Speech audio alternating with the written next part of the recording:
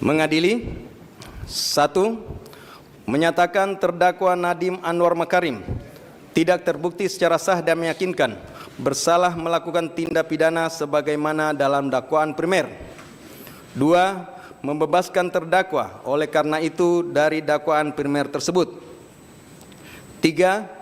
Menyatakan terdakwa Nadiem Anwar Makarim telah terbukti secara sah dan meyakinkan bersalah melakukan tindak pidana korupsi yang dilakukan secara bersama-sama sebagaimana dalam dakwaan subsidiar. 4.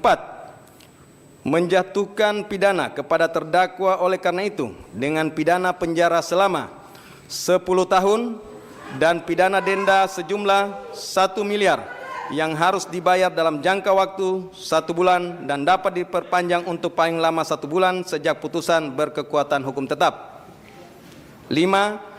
Menetapkan jika pidana denda tidak dibayar dalam jangka waktu yang telah ditentukan, kekayaan atau pendapatan terpidana dapat disita dan dilelang untuk melunasi pidana denda yang tidak dibayar, dan dalam hal hasil penyitaan dan pelelangan kekayaan atau pendapatan tidak cukup atau tidak memungkinkan untuk dilaksanakan, pidana denda yang tidak dibayar tersebut diganti dengan pidana penjara selama 190 hari.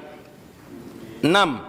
Menjatuhkan pidana tambahan kepada terdakwa berupa pembayaran uang pengganti sebesar 809.597.125.000 rupiah dengan ketentuan apabila terdakwa tidak membayar uang pengganti paling lama dalam waktu 1 bulan sesudah putusan memperoleh kekuatan hukum tetap, maka harta benda terdakwa dapat disita oleh jaksa dan dilelang untuk menutupi uang pengganti tersebut, dan dalam hal terdakwa tidak mempunyai harta benda yang mencukupi untuk membayar uang pengganti, maka diganti dengan pidana penjara selama 5 tahun.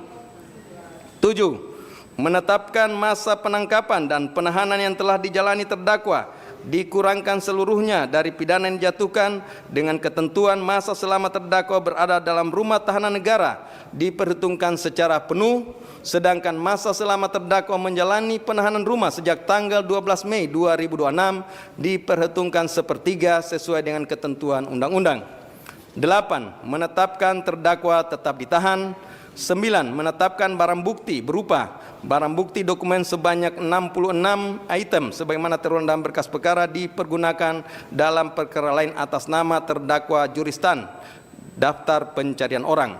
Barang bukti elektronik sebanyak 96 item sebagaimana terurai dalam berkas perkara dipergunakan dalam perkara lain atas nama tersangka Juristan daftar pencarian orang. Barang bukti berupa uang dan seterusnya dirampas untuk negara. 10. Membebankan kepada terdakwa untuk membayar biaya perkara sebesar 7.500. Demikianlah diputuskan dalam sidang permulaan Majelis Hakim Pengadilan Tindak Pidana Korupsi Pengadilan Jakarta Pusat pada hari Selasa tanggal 23 Juni 2006 oleh Purwanto S. Abdullah SHMH selaku Ketua Majelis, Sunoto SHMH, Erusman SHMH, dan Hakim ad hoc Tindak Pidana Korupsi Mardiatos SHMKN, Andi Saputra SHMH masing-masing sebagai anggota, yang diucapkan dalam sidang terbuka untuk umum pada hari ini Selasa tanggal 30 Juni 2006 oleh Hakim Ketua dengan dampingi hakim anggota tersebut dibantu oleh Bobi Iskandar Dinata SHMH sebagai panitera pengganti, dihadiri oleh penuntut umum dari Kejaksaan Negeri Jakarta Pusat, terdakwa dengan didampingi para advokat atau penasihat hukumnya. Silakan duduk kembali.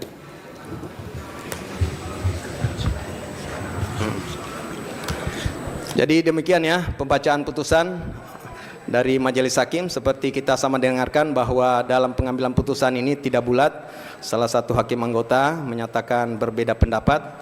Ini bukanlah sesuatu kelemahan, tetapi ini adalah cerminan kebenaran dan integritas dari Majelis Hakim. Demikian terhadap putusan yang telah kami jatuhkan, baik penuntut umum, advokat, dan terdakwa mempunyai hak yang sama untuk melakukan upaya hukum jika tidak sependapat. Dan untuk putusan, di awal kami sampaikan bahwa putusan ini sudah lengkap dan akan kami serahkan besok, sudah bisa terupload untuk bisa diterima masing-masing pihak. Demikian untuk putusan hari ini nyatakan selesai dan ditutup.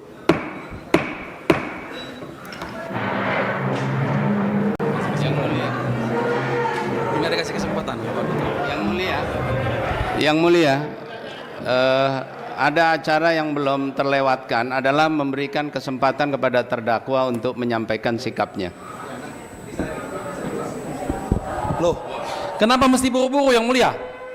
Takut ya? Wah, gawat ini. Itu kan hak kita untuk menyatakan. Harus dicatat itu.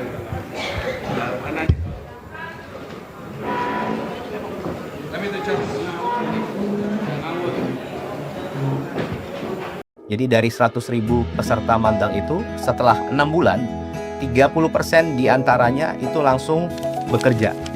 Artinya apa?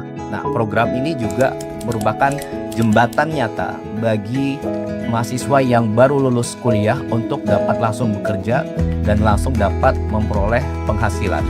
Mas Rizky, salah satu peserta magang yang sudah bekerja juga, dan tadi datang ke saya menceritakan bahwa saya adalah salah satu peserta magang dari penyangga Livander. Kemudian sudah diterima bekerja. Dan memang orang biasa, ya kan? PR utama pemerintah yang dari tahun ke tahun terus-menerus ada itu salah satunya adalah bagaimana caranya adik-adik mahasiswa yang telah lulus khususnya S1 itu bisa langsung bekerja, kemudian mendapatkan penghasilan. Nah, untuk itu Bapak Presiden Prabowo melalui Pak Menaker beserta tim membentuk namanya Program Magang Nasional. Dan ini adalah sudah angkatan kedua. Tahun lalu sudah dilaksanakan tahun 2025. Nah, apa itu Program Magang Nasional? Sekaligus saya terangkan kembali lagi. Jadi intinya adalah satu, yang lulus kuliah, mahasiswa-mahasiswa yang sudah lulus kuliah, khususnya S1, itu bisa langsung magang bekerja selama 6 bulan. Kemudian mendapatkan penghasilan yang cukup signifikan. Itu di antara 3,5 sampai bahkan ada yang 6 juta rupiah per bulan. Tergantung dari lokasi mereka bekerja. Karena sesuai upah minimum kabupaten kota tempat mereka bekerja. Kemudian yang ketiga, diajari, dilatih oleh mentor-mentor di perusahaannya. Tahun lalu 100.000 lebih 2.000 peserta magang. Dan tahun ini insya Allah akan dibuka 150.000 peserta magang. Nah, menariknya apa? Menariknya dari data Pak Menaker, di tahun yang lalu itu 100.000 peserta magang, dari tentunya pelamarnya mencapai hampir 400.000 Pak ya.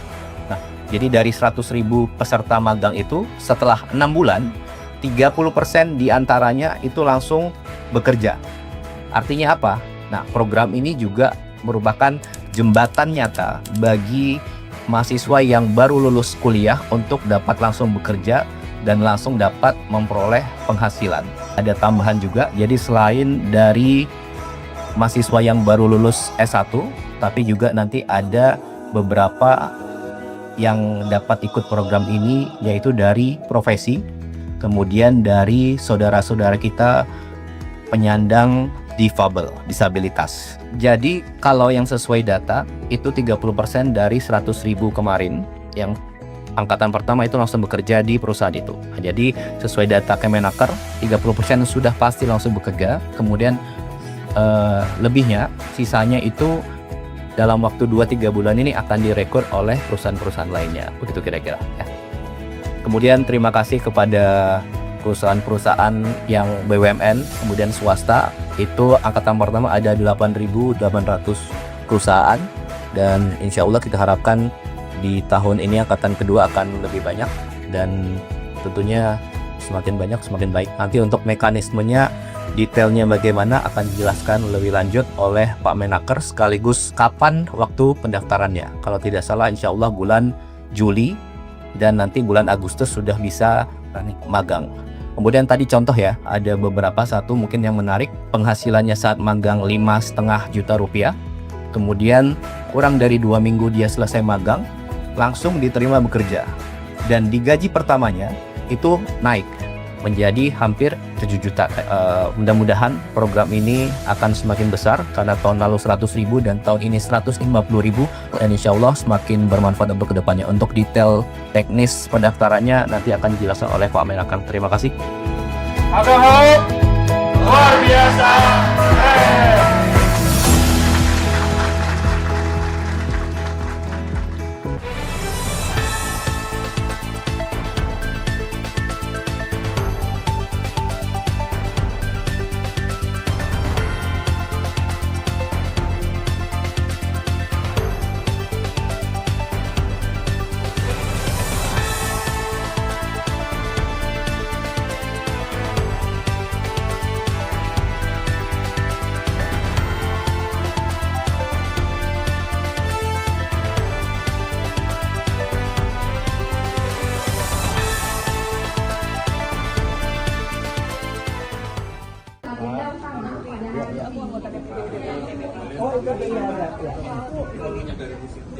Oh jadi dong. Kemarin soalnya Dubes Rusia bilang belum dispesifikasikan belum di Indonesia Pak soal value segala macam. Oh itu B2B nanti ya? B2B. Ya nanti ya. Nanti urusannya nanti urusan teknis itu. Tapi prinsipnya jadi kok. Soal harga gas industri Pak, kemarin kan para buruh bilang harganya naik, itu gimana Pak kalau dari SDM?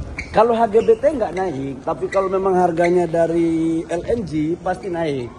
Tapi memang kita lagi menghitung sekarang adalah kapasitas daripada HGBT itu kan di Jawa Barat itu ada beberapa penurunan daripada sumur-sumur. Saya sudah temui juga asosiasi, saya sudah temui juga buruh. Sekarang lagi saya mencari formulasi untuk bagaimana bisa memberikan harga terjangkau, tapi juga tidak bisa terlalu dengan harga yang mereka inginkan. Sekarang lagi kita mencari formulasi ya. Oke. Berarti kalau minyak mentah yang Rusia ini Pertamina nanti Pak? Dibeli oleh negara, itu G2G ya. Dibeli oleh negara ya. Oke. Donald Trump mengonfirmasi bahwa kesepakatan dengan Iran telah resmi ditandatangani. Pernyataan "It's signed" disampaikan di tengah sorotan dunia terhadap upaya mengakhiri ketegangan antara kedua negara. Kesepakatan ini disebut menjadi langkah penting menuju stabilitas kawasan Timur Tengah dan berpotensi memengaruhi pasar energi global. Meski rincian lengkapnya belum dipublikasikan, pengumuman tersebut langsung menarik perhatian komunitas internasional dan pelaku pasar di seluruh dunia. Tim redaksi Flash Media melaporkan. You signed the deal?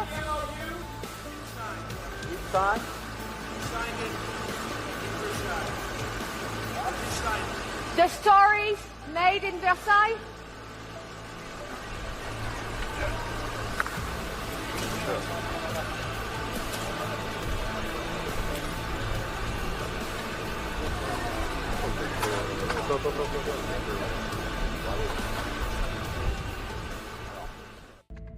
Donald Trump resmi menandatangani kesepakatan dengan Iran untuk mengakhiri konflik yang telah berlangsung selama berbulan-bulan. Penandatanganan dilakukan dalam jamuan makan malam bersama Presiden Prancis Emmanuel Macron di Istana Versailles. Kesepakatan ini menjadi langkah awal menuju negosiasi lebih lanjut terkait program nuklir Iran dan pembukaan kembali Selat Hormuz. Peristiwa tersebut langsung menjadi sorotan dunia karena dinilai berpotensi mengubah peta geopolitik dan pasar energi global. Tim redaksi Flash Media melaporkan. Bonjour.